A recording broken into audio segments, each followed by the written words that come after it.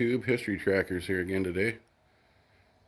People seem to like the video I shot of the Ford last time when I was working on it, and thought I'd show the Buick here. This is another one I did kind of like the Ford pickup.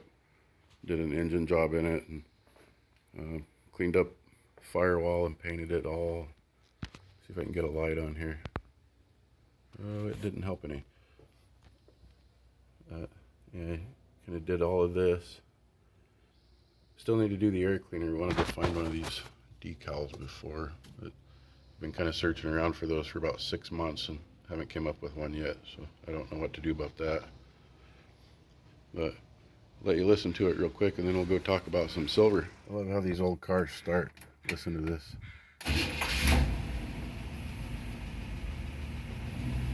Just fire right off.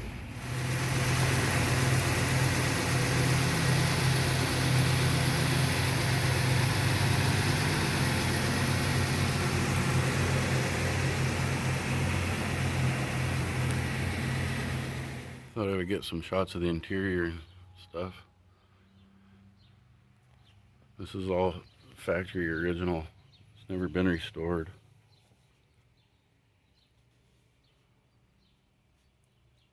It's had, maintenance and stuff done on it over the years, and then the head gasket kind of blew, and took it apart and realized somebody had put block sealer in it, and it had plugged up some cooling ports and caused a hot spot where it blew the head gasket. And so rather than try to clean all of that, just did the engine up. And the moment you've all been waiting for. These are the pickups that I've gotten since the last time I did a video. So I thought I would show you guys those. Here is my first Canadian maple leaf. My good friend Carlos brought that to me. We were having dinner one night over here, and he brought that over as a gift, and it was my first one. If I could get it out of here.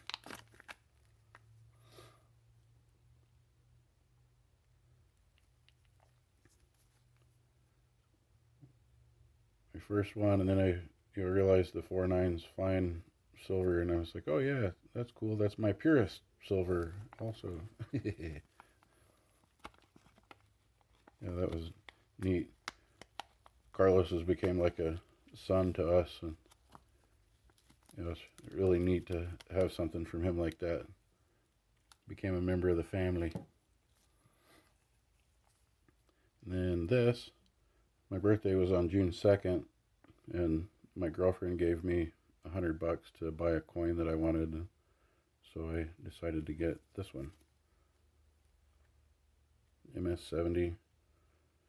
Interesting story about this guy. He's a mint designer, Thomas Cleveland. When I did a Wikipedia search for him, the first line in the Wikipedia thing, it talked about his work as a mint designer very briefly, and then it ended with saying he's an alcoholic and cocaine user.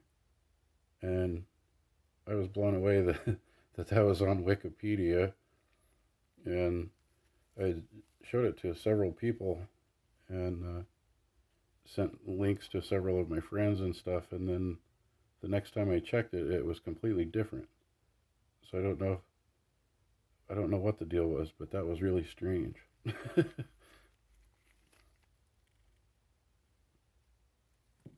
All right, and then next, I got this 10-ounce Northwest Territorial Mint bar.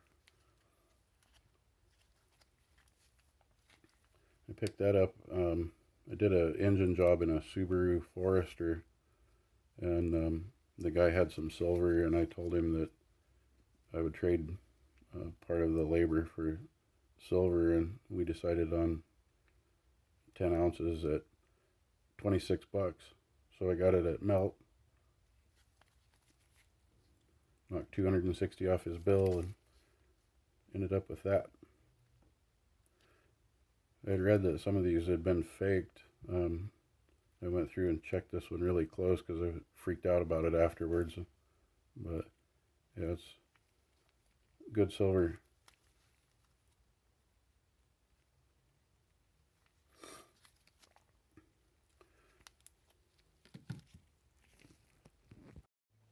And last but not least, these are all the wheat pennies that my daughter brought home to me from the convenience store she works at.